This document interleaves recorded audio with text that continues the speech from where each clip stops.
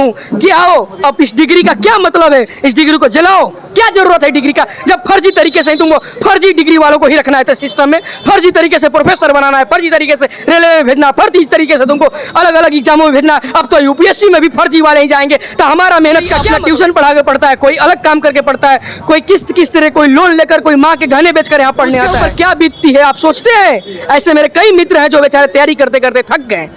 उनके साथ क्या होता है, प्रीलिम्स मेंस इंटरव्यू के चक्रव्यूह में पता ही नहीं दाग है। हाँ। यूपीएससी ही एक एग्जाम थी जिसको हम लोग विश्वास करके छोटे से गांव से चले आए जी, नौकरी छोड़ कर आए कि मुझे आईएएस करना है। इतने संघर्ष के बाद हम लोगों ने इतना back to back restart coaching वाले और लोग सिखाते हैं ना जी।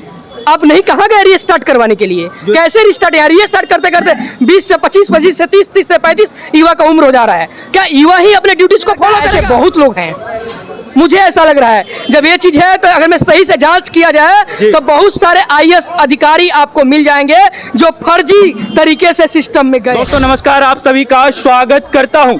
स्टूडेंट की उम्मीद टूट रही है सरकारी नौकरी लेने से, क्या कारण है? पेपर लीक मामला जैसे देखने को मिला, यूपीएससी अंतिम उम्मीद थी, अब यूपीएससी पर ही दाग लगने लगे तो क्या करेगा एक व्यक्ति, क्या करेगा स्टूडेंट? उम्मीद टूट रही है, मातम सा छा गया है मुखर्जी नगर में। क्या करे स्टूडेंट तैयारी करके? हमारे साथ एक भाई हैं, इनसे बात करते हैं। इनका चेहरा देखा होगा, तमाम मुद्दे उठाते रहते हैं, सामाजिक काम करते रहते हैं, मेंटोर के तौर पर काम करते हैं, फ्री ऑफ कॉस्ट, किसी भी प्रकार की कोई भी फीस नहीं। आज इनकी क्या राय है, जिसकी तैयारी इनने की, स्टूडेंट क्या करे? अब क्या कहना चाहेंगे सर, इसके बारे में क्या कहेंगे जो मामला देखने को मिला है?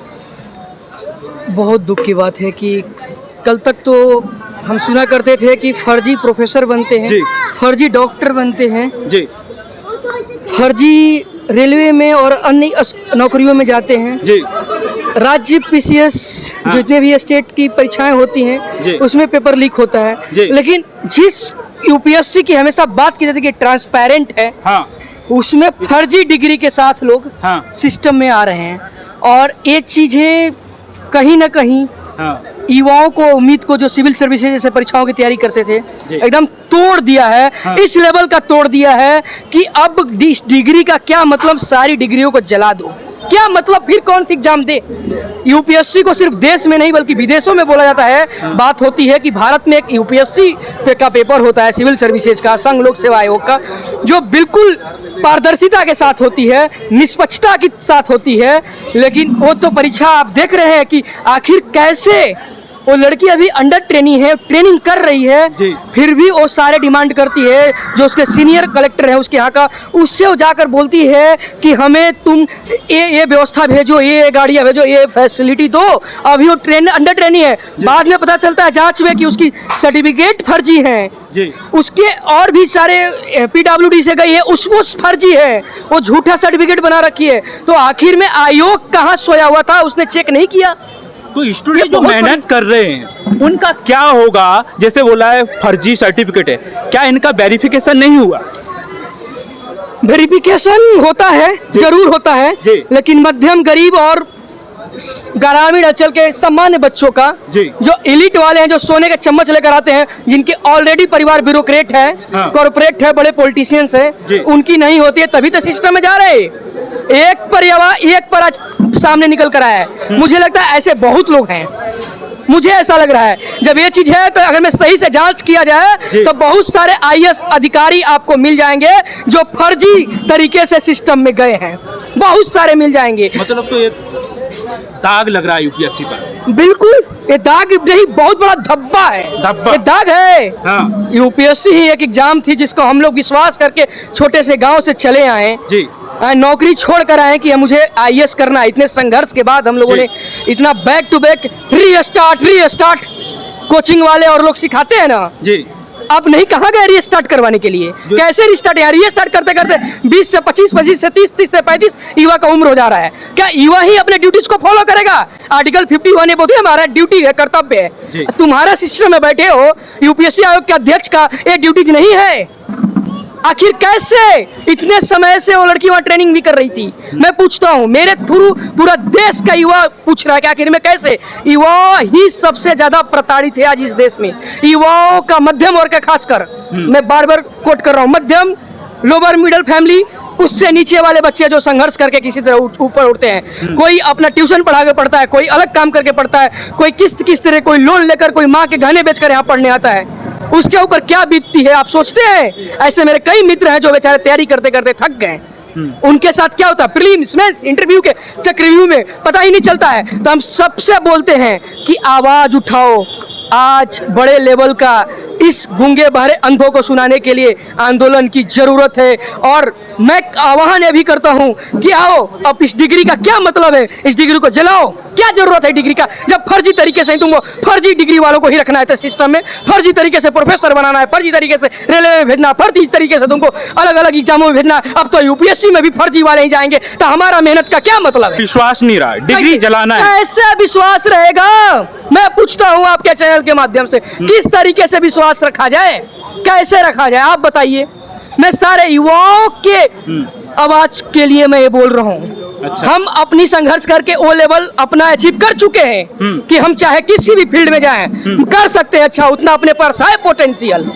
लेकिन और हमारे युवा भाई बंधु हैं, वो कहाँ जाएंगे जो सिर्फ यूपीएससी दिन रात दिए? तो यूपीएससी के लिए जो धांधली देखने को मिली, अंतिम आपका प्रयास ये है कि डिग्रियों को जलाया जाए।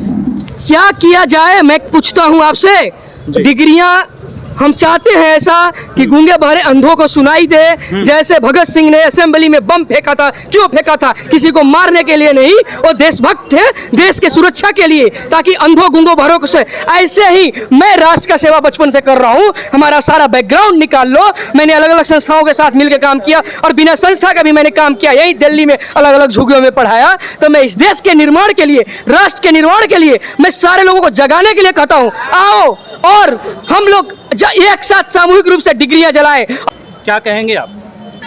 देखिए, मैं तो डिग्री जलाने के समर्थन में नहीं हूँ। मुहिम है। तो क्या हम प्रधानमंत्री का कभी पुतला फूकते हैं या वित्त मंत्री का पुतला फूकते हैं? क्या उनको फूकते हैं कि सिंबॉलिक ही होता है?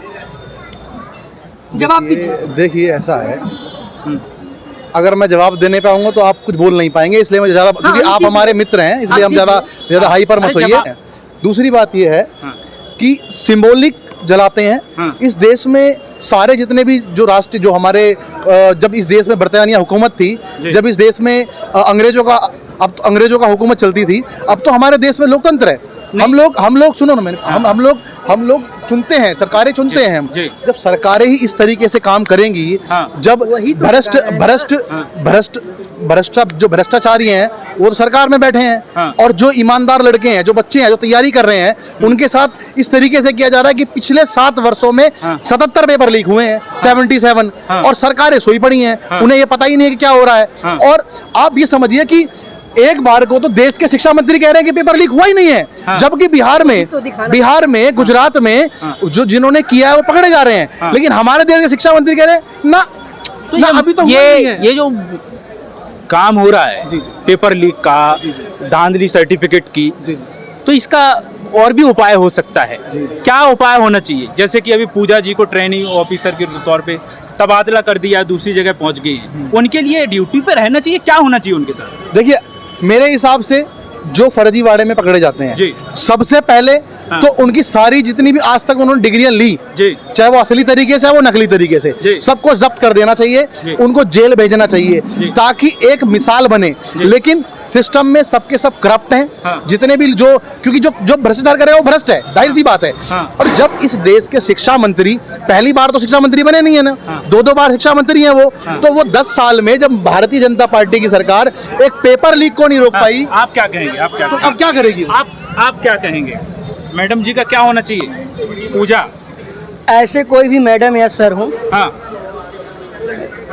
ये कहीं भी हमारे लोकतंत्र के लिए पॉजिटिव नहीं है, हित हाँ। में नहीं, अहित में है। हाँ। और ऐसे लोगों पर जितनी कड़ी से कड़ी कार्रवाई हो सकती है हाँ। करें, ताकि देश में मिसाल बने। हाँ। और ये मैसेज आए कि युवाओं के साथ अब इनजस्टिस नहीं होगा। हाँ। और युवा मतलब सभी युवा की बात नहीं कर रहा हूँ जो सोने के चम्मच लेकर आते हैं। हाँ। और ये आखिर में पेपर लीक क्यों करवाई जाती है या करप्शन किसी भी तरीके से क्यों की जाती है, गरीब ताकि परिवार का बच्चा जो होता है, जो गरीब परिवार का बेटा है, बच्ची है, वो कैसे मतलब शासन में जाता है? उसके पास क्या बचता है? मेहनत करके आईएएस बनना, आईपीएस बनना, पीसीएस में जाना। एक यही तो मौका बनता है कि वो अपने जो पीछे की चीजों को सुधार सके, अपने आप को सिस्टम में ला सके, अपने।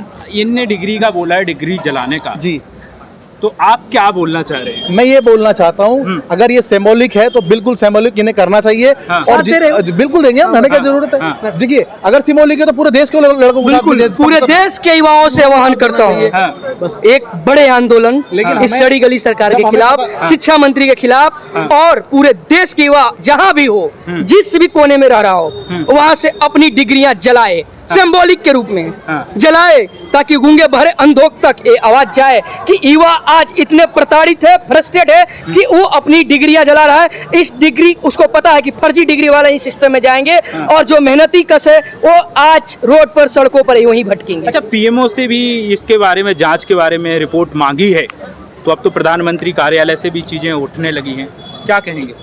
सोचिए, इससे बड़ी इस देश को क्या धक्के लग सकती है, हताशा क्या हो सकती है, और इससे बड़ी शर्म की बात क्या हो सकती है? आप ही बताइए। जांच जब हो गई जब है- लोकतंत्र में लोग अपने अधिकारों की बातें करते हैं तो कर्तव्यों को क्यों भूल जाते हैं? तो कर्तव्य में सारे राष्ट्र के लोगों की हर, चाहे किसी भी पद पे हो, जरूरत है। तो जो जिस पद पर बैठा है, जहां भी है, आज कर्तव्य के लिए आगे आने की जरूरत है, बढ़ने की जरूरत है। और इस सारे स्कैमर के जो भी सिस्टम में बैठे हुए हैं, क्योंकि ये बड़े लेवल का नेक्सस होता है, एक दूसरे से मिले होते हैं, उन सब का पर्दाफाश करने की जरूरत है। अच्छा, पूजा की बैकग्राउंड की बात करते हैं तो परिवार का जो बैकग्राउंड है, कैसा बैकग्राउंड है? गरीब तबके से आते हैं या कोई पॉलिटिकल?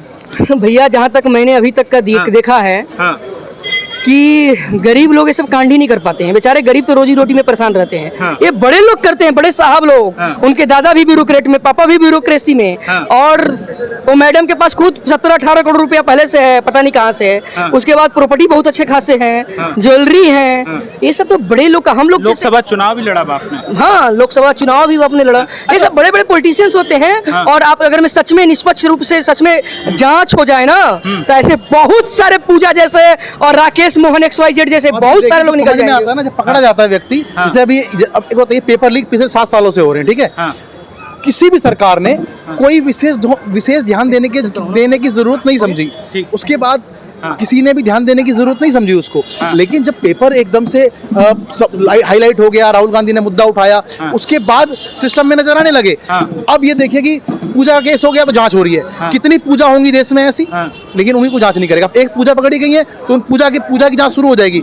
लेकिन ऐसे कितने लोग हैं जो इस तरीके से जिनके साथ सिस्टम में हो रखा है, हाँ। तो उन पे जांच होनी चाहिए थी। हाँ। तो ये तो हो नहीं रही है। अच्छा, तो ये बताओ, मुखर्जी नगर में जितने भी स्टूडेंट हैं, इनने खबर सुनी होगी, सबने सुनी है, पूरे भारत में है, तो अब वो तैयारी कर रहे हैं, तो उनके माइंड में क्या चल रहा होगा? देखिए, यकीनन दुख वाली तो बात है ही। हाँ। क्योंकि आप पहली बात तो जो ग्रामीण पृष्ठभूमि से लोग आते जी। हैं, वो किस तरीके से कोचिंग की फीस भरते जी। हैं, फिर किस तरीके से यहाँ रहना सर्वाइव करते जी। हैं, उसके बाद कैसे करके 2-4 साल में वो बन पाते हैं अधिकारी, कुछ लोग नहीं भी बन पाते हैं।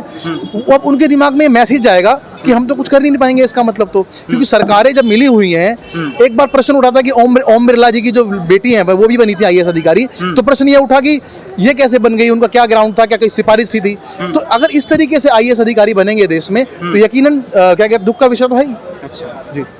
तो दोस्तों, ये थी तमाम प्रकार की वो जानकारी जो एस्पिरेंट से संबंधित है। मुखर्जी नगर में जितने भी स्टूडेंट रहते हैं, करोल बाग, मुखर्जी नगर, पैसे घर से कर्जा लेकर आते हैं, जमीन बेचकर आते हैं, फिर भी इस प्रकार की खबरें जब सामने आती हैं, दिन रात रोने में लगा देते हैं।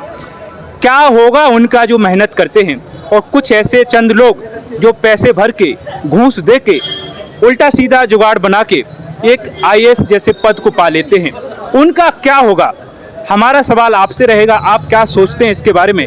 अपना कमेंट कीजिएगा, सजेशन दीजिएगा, सुझाव दीजिएगा। हमारी मुलाकात अगले वीडियो में होगी, तब तक के लिए नमस्कार।